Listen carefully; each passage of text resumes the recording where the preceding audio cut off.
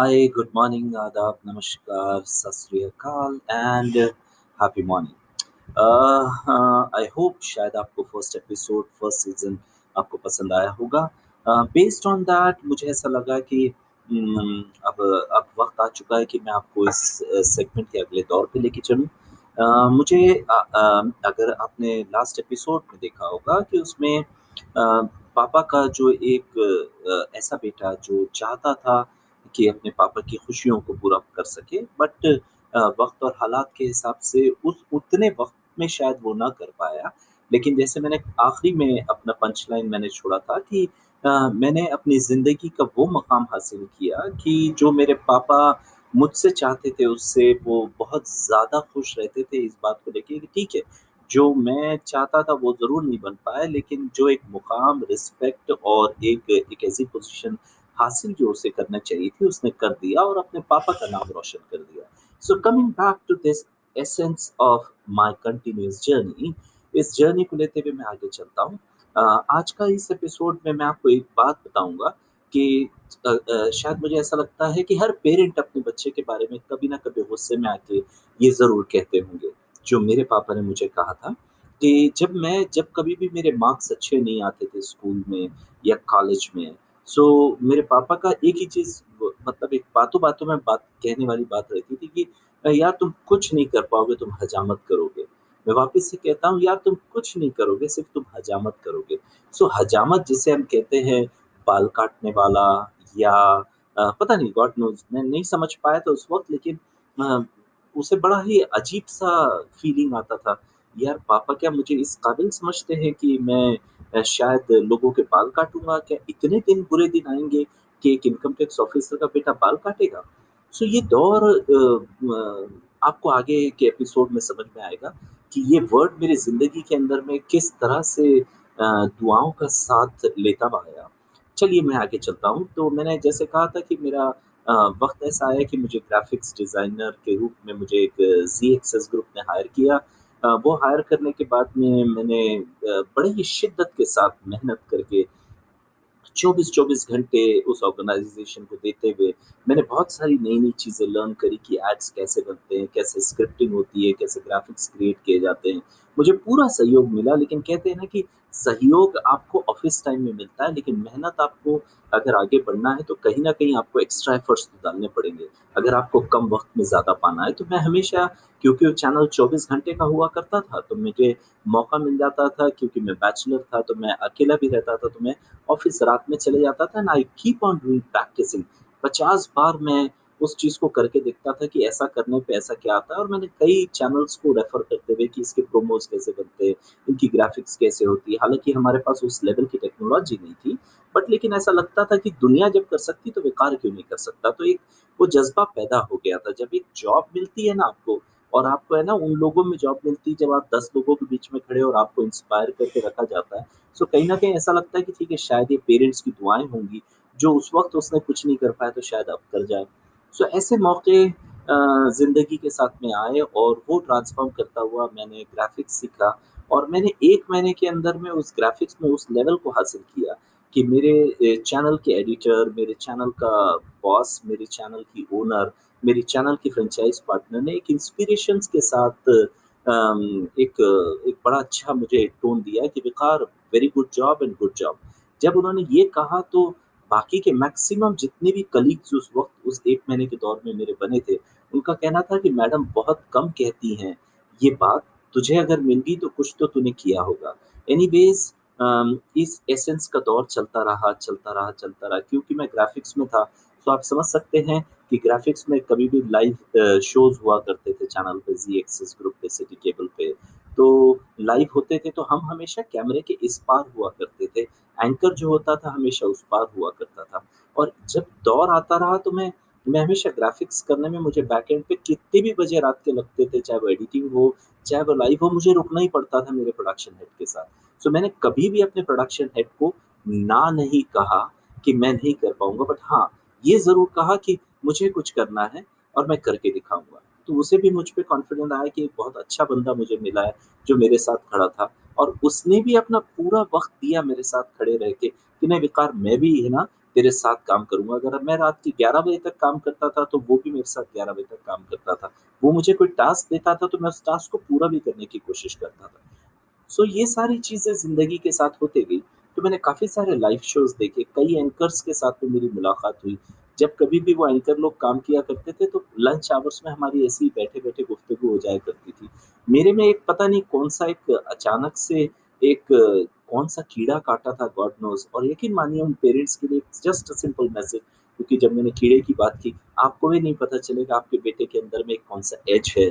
तो ढूँढने की कोशिश कीजिएगा, बट पता नहीं उस एज में मुझे 18, 19, 20 साल की एज में मुझे कौन से एक कीड़े ने काट दिया था कि मेरी वोकैब्युलरी अचानक डेवलप होने लगी। जो बच्चा शांत हुआ करता था, खामोश हुआ करता था, बात नहीं किया करता था, पेरेंट्स को जिस पे नाज़ नहीं हुआ करता था, वो बच्चा है ना थोड़ा-सा बोलने लगा था। अब उस बोलने में उस एहसास को हमारे प्रोडक्शन हेड ने पकड़ लिया। ये देखिए मेरी मेरी लाइफ में कैसी ट्विस्ट है, उसने पकड़ लिया। उस पकड़ने के साथ-साथ में जब वो एडिटर काम किया करता था, सो कभी-कभी मुझसे उस वोकैब्युलरी के कुछ अल्फ़ाज़ ले लिया करते थे। ये बोलते हुए कि यार तू है ना बोलता बहुत अच्छा है, और तू जो कहता है, उस कहने के अंदर में एक फ़ीलिंग आती है। सो वो होता है ना कि बहुत बड़ी किक आपको मिल गई। अब ये समझ में आने लग गया कि हाँ, बोलने पे भी लोग इंस्पायर करते हैं। सो जो पापा एक्सपेक्ट करते थे उस एज के अंदर में, मैं एकदम तुरंत के अंदर में उस बात को रेप्लिकेट करके सोचा कि काश मैं उस वक़्त भी अगर थोड़ा बहुत अपने आप को उस काबिल दिखा पाता, तो शायद मैं अपने पेरेंट को उस नाज़ के दौर में लेके जाता। बट अनफॉर्च्युनेटली वक़्त देर और दूर नहीं था। इंतज़ार का वक़्त लाइफ़ में मुझे ऐसा लगा कि शायद कहीं न कहीं करवट बदलने वाला है, और उस करवट बदलते-बदलते कब कहाँ कौन-से दौर पे जाने वाला है ये विकार मुझे नहीं मालूम। सो ये लंच आते गए, बात होते गई, एडिटिंग होते गई, एडिटिंग के साथ में वक़्त गुज़रता गया, काफ़ी सारे एपिसोड्स लोगों के देखते गए। एक दिन अचानक से एक ऐसा मौका आया कि किसी हमारे जो हेड हुआ करते थे, न्यूज़ के एंकर, और नहीं एंकर नहीं, प्रोडक्शन हेड जो हुआ करते थे, जो एक बहुत बड़ी रिपोर्टिंग की का बहुत बड़ा काम किया करते थे, जो आज की डेट में टाइम्स ग्रुप में काम करते हैं। तो उन्होंने मुझे कहा, यार वक़ार मैं चाहता हूँ कि एक ऐसा एपिसोड बनाऊँ, जिसमें मैं तुझे कैमरे के सामने रखूँ। तो ये जो था ना, एक वो जो ट्विस्ट आया लाइफ़ के अंदर में, वो बहुत ही खतरनाक था, मुझे ऐसा लगा। और वो इतना खतरनाक था कि आप कहते हैं ना कि ठीक है, आपने बोलना सीख लिया, चलो ठीक है, आप लोगों को पसंद भी आने लग गए। लेकिन अचानक से किसी ने कहा कि आप माइक, कैमरा, एक्शन, रोलिंग, इन बातों को समझे, और लाइट आपके सामने इतनी ज़्यादा आपकी आँखों पे आए कि आपको सिर्फ़ और सिर्फ़ कैमरा दिखे, बाकी दुनिया ना नज़र आए। और दुनिया मतलब कैमरे के पीछे आपको हज़ारों और लाखों लोग देख से, सुने, समझे, और आपको एप्रिशिएट करे या नाराज़ हो। वो वक़्त आ चुका था कि शायद उस किक को एक्सेप्ट करना, नहीं करना। थोड़ी देर के लिए शर्माया ये विकार, थोड़ी देर के लिए सोच में पड़ा, और उसने एक्सेप्ट कर लिया। मुझे अच्छे से याद है, रात के 1 बजे वो एपिसोड की एडिटिंग चालू थी, और उस एडिटिंग के अंदर में मेरे जो अ हमारे यूनिट के हेड हुआ करते थे, उन्होंने कहा कि विकार दैट्स अ फैंटास्टिक जॉब, इसको हम एडिट करके और बेहतर बनाएँगे, और तुम धीरे-धीरे इम्प्रूव कर जाओगे। तो बहुत अच्छी बात लगी कि आपको एक किक के साथ में एक इंस्पिरेशन मिला, और लर्निंग का दौर भी आपके साथ शामिल हुआ।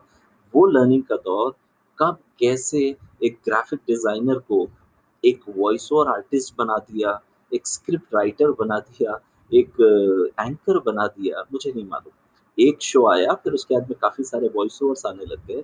उस वॉइस ओवर्स के साथ में जो मुझे बहुत बड़ी खुशी मिली, एक बहुत बड़ा लाइव शो मिला जिसका नाम था हाउज़ी हंगामा।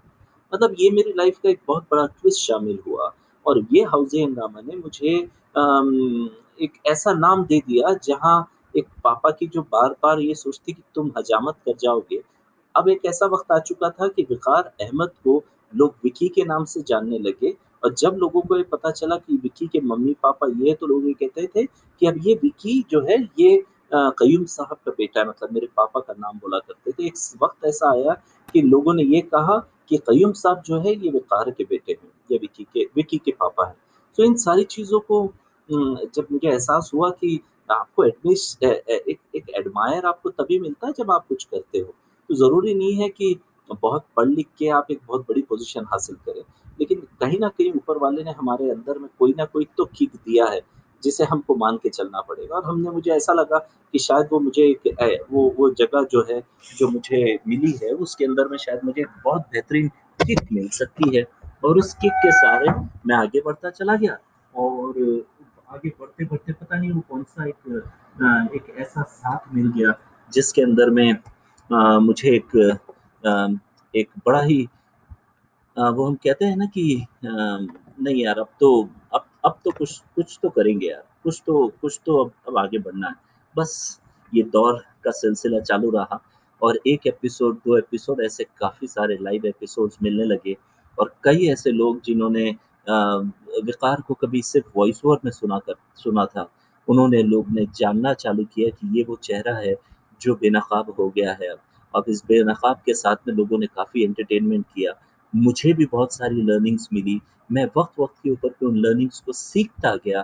मैंने कभी भी उन चीज़ को नकारा नहीं और जभी भी मुझे कोई सीखने का मौका मिलता, मैं उस गलतियों के साथ सीखता और उस एपिसोड के बाद हमेशा अपने बॉस से पूछता, क्या ये सही रहा या इसमें कुछ इम्प्रोवाइज़ेशन की ज़रूरत थी? यकीन मानिए, ये ज़िंदगी का वो एहसास था, जो मुझे बार-बार याद दिलाता था और आज तक मुझे ऐसा लगता है कि अगर मैं वो काम को तकब्बुर की तरह या बहुत प्राउड की तरह ले लेता, तो शायद मैं आगे नहीं बढ़ पाता। सो ऐसे बहुत सारी बातें आपको सुनने मिलेगी इस वक़ार अहमद शो के ज़रिए। यकीन मानिए कुछ तो बेहतर होगा सिर्फ़ आप ही के लिए नहीं, उन लोगों के लिए भी जो चाहते हैं अपनी ज़िंदगी के कुछ ऐसे मरहलों को, ऐसे अंजामों को छूना, जो कहीं न कहीं उनके ज़हन के अंदर में बसे हैं। सो आज के लिए इतना ही। यकीन मानिए इसके बाद का जो एपिसोड में आप मुझे सुनोगे, उसके अंदर में और एक नया ट्विस्ट आने वाला है, जो ज़िंदगी के अंदर में आपके लिए एक मिसाल बन सकता है, अगर आप चाहें तो। Thank you very much for now. This is Viqar Ahmed signing off for now.